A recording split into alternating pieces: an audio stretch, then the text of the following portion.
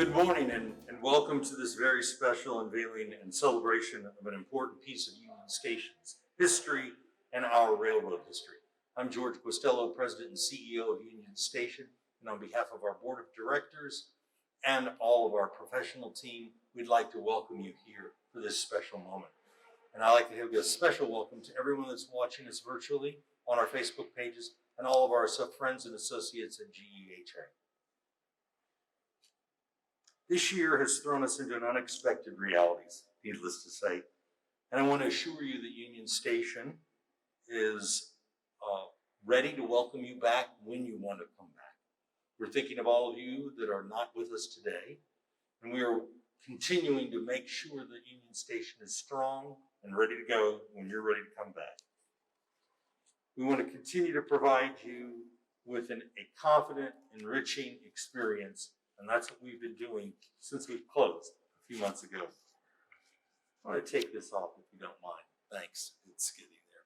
No matter what tomorrow brings, we find reassurances by looking into our past and realizing not the extreme hardship that defined us, but it's the people and our response to that experience.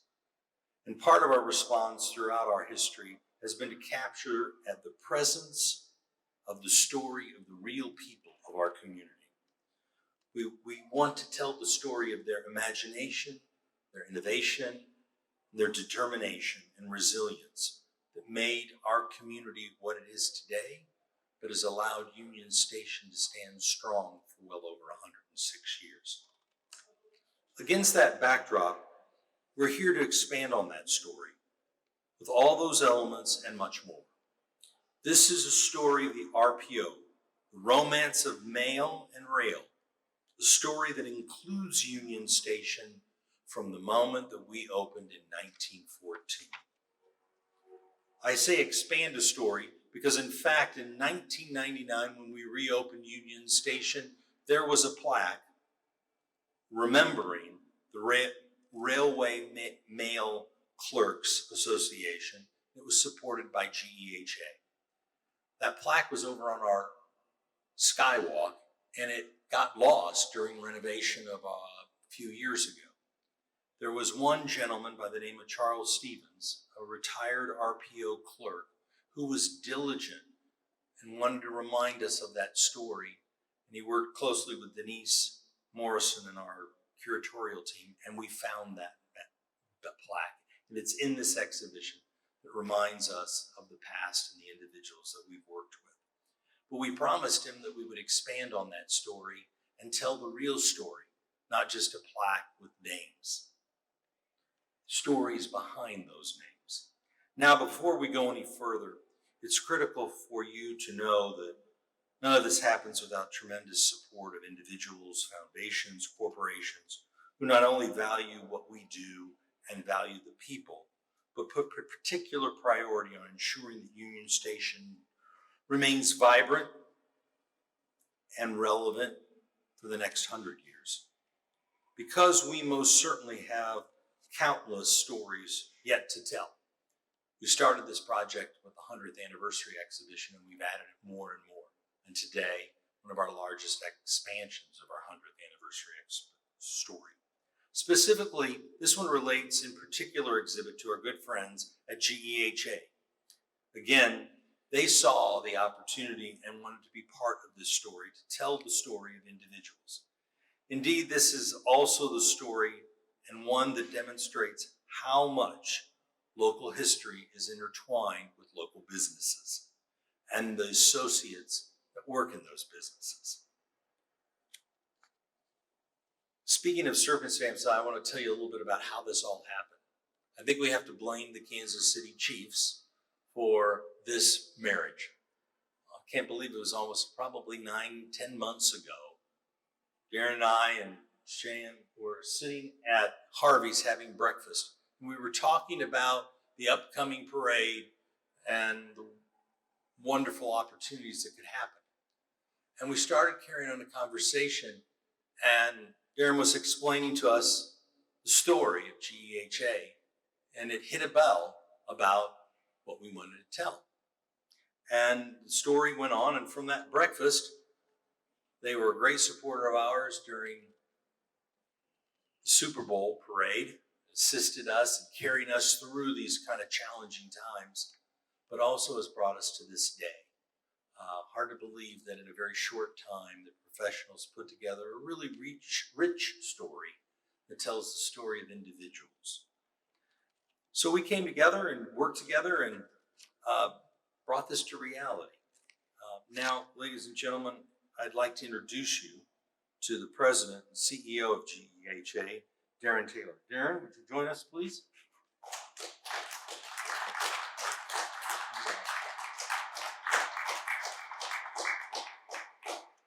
Thank you, George. I remember that breakfast well, but it does seem like 10 years ago. 2020 has gone on forever. I'm honored to be here today to help tell the story of the Railway Postal Office, what it means to Kansas City, and in particular, what it means to GEHA. Today, GEHA provides medical and dental benefits to federal employees, military retirees, and their families, and we proudly serve over 2 million members nationwide. But our company's 83-year history all started right here in Kansas City with a small group of railway mail clerks. These clerks faced many dangers as they worked with determination to help keep our nation connected. Accidents, injuries, and illness often meant that they were unable to work and couldn't afford medical care when they needed it the most. As coworkers who truly cared for one another's well-being, they responded to this hardship by passing the hat and collecting donations to help pay for each other's medical expenses. In 1937, they formalized this tradition by creating the Railway Mail Hospital Association. This is the organization that would eventually be called GEHA today. At that time, members paid $1 to join and a monthly premium of just 50 cents. Early benefits included $5 a day for hospital room and board, $10 for x-rays, and $5 for lab tests. Things have certainly changed over the years, but the spirit of caring has not. GEHA's current mission is to empower our members to be healthy and well, true to our original purpose. We are eternally grateful for the legacy set for us by the railway mail clerks, and we are grateful for the opportunity to recognize this legacy in such a permanent way at an iconic Kansas City landmark like Union Station. Our histories are intertwined, and this is an ideal way to pay tribute to our shared past. So on behalf of the entire GEHA team and family, thank you for the opportunity to join the celebration of this wonderful new exhibit dedicated to the Railway Postal Office. Thank you.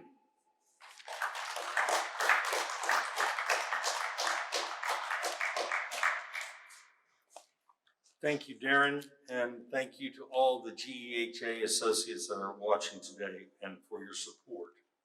Now, would you please turn your attention to the screen where we have a short video compilation to tell the story of the RPA.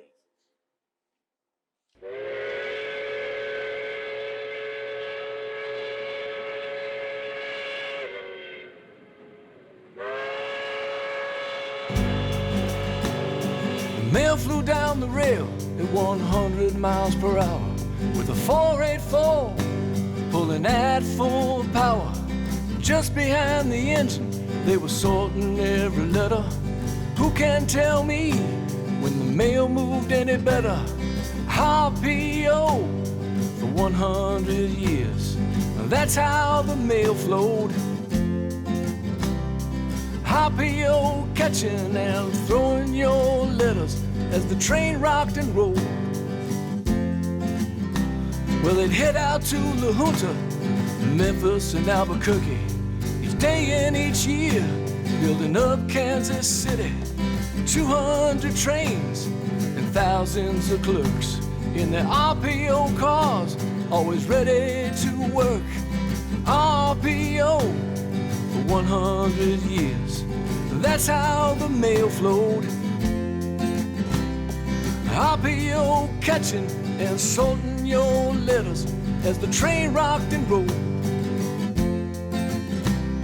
The RPO life is now gone from the trains, and the danger and adventure of running those cranes. But if you listen real close on a crisp KC day, you can still hear the red line head for Tucumcari Way. RPO for 100 years, that's how the mail flowed. RPO catching and throwing your letters as the train rocked and rolled. RPO for 100 years, that's how the mail flowed. RPO catching and sorting your letters as the train rocked and rolled.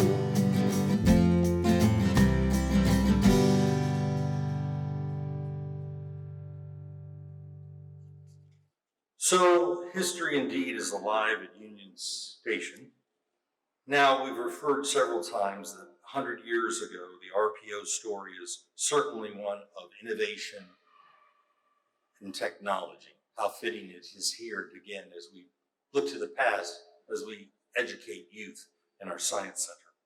But most importantly, one of the people who commented on the respect of other post office employees as they worked in most determined circumstances, traveling far from home for long periods of time, literally risking their lives and their personal safety to deliver mail, product, medicine.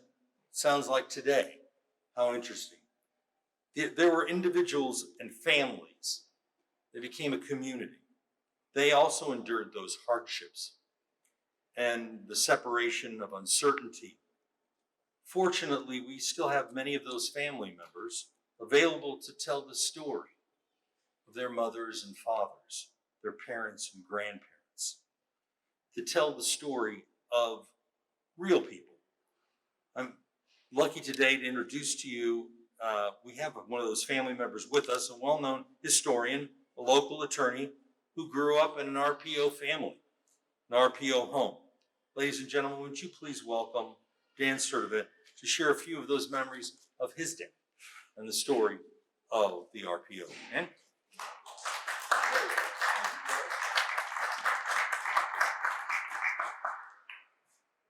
Thank you, ladies and gentlemen.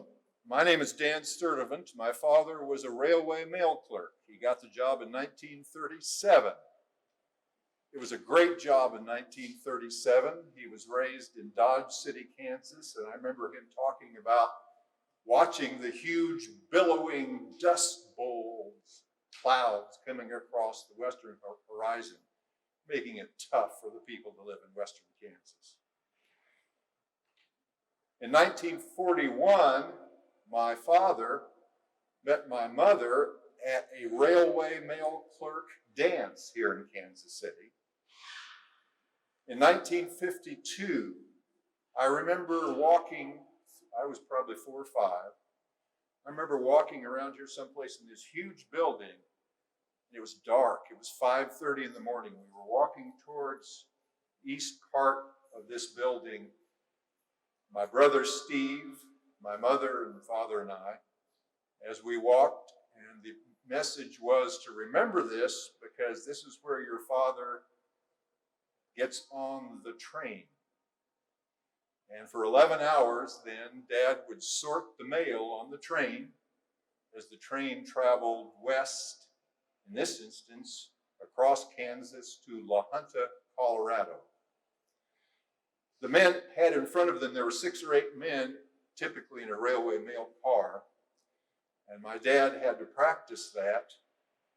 I should mention my wife, Mary Lee, here is with me, and Mary Lee's father was also a railway mail clerk out of Fort Worth, Texas. We did not know that when we met.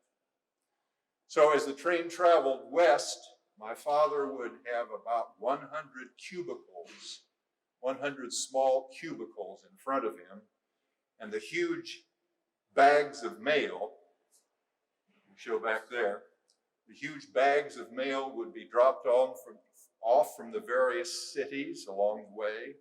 The train would slow to maybe not a stop, and you had to be real careful as you put that sorted mail on the hook to deliver to Junction City and then take the mail off, outgoing from Junction City. There were many stops along the way. And so for 11 hours they sorted the mail, but they loved that job. My father always felt it was a good government job. Did you know that the Constitution of the United States of America provides for, in Article 1, the establishment of post offices and post roads? That was in 1787.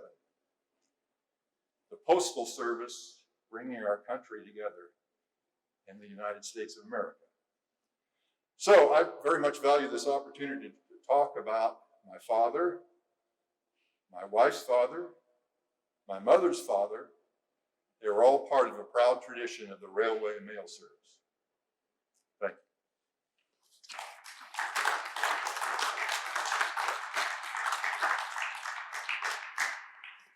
Thank you, Dan, for putting a human nature to this story, because obviously that's what we're doing today, is remembering those of the past that allowed us to get today so we can get to the future.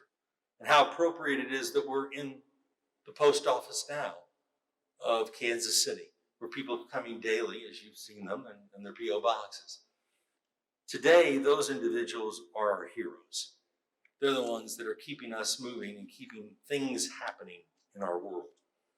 So it's an appropriate time for us to thank those heroes for what they do for us. Now, before we officially cut the ribbon, I want to share with you and thank a couple of individuals that made this possible. I'll make it short. First, I'd like to thank Denise Morrison and our good friends at the Kansas City Museum and all the curatorial team that helps us. I saw Denise here earlier. Thank you, Denise. You kept this alive and the story moving, and that helped us bring it to life. And Natalie, Paul, and John Zoller, thank you very much. They're the ones who curated what you see today in a very short time, including that great song that was done in less than 24 hours. We appreciate your value. Eisterholt and Associates, they created the original vision. Dwayne Erickson and his entire operations team, who made the physical happen. Michael, Margaret, and Dalton of our marketing team that kept the words going and the design going to tell a rich story. Jim Asplug, our resident railway historian, for fact checking. I know Jim's out there somewhere, so I know we certainly don't have any mistakes. And if we do, Jim, we're just going to blame it on the COVID.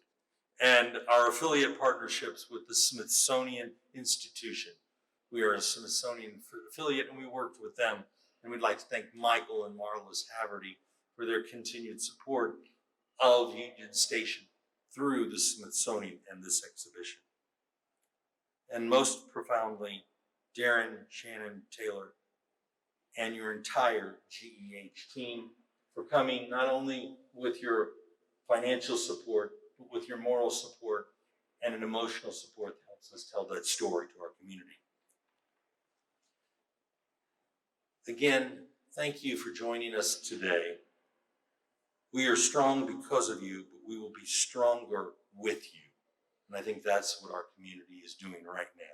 We're greater together. And here we stand in order to continue to preserve and tell those important stories for future generations. On behalf of our entire professional team, thank you so much. Aaron, I'd ask you to bring up some scissors and we'll do a ribbon cutting and let the guests that did join us today see it, and when you want to come back, see it again. So we're going to do this virtually.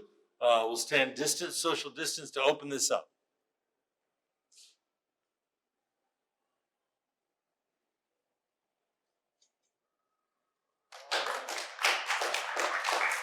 Let the mail run.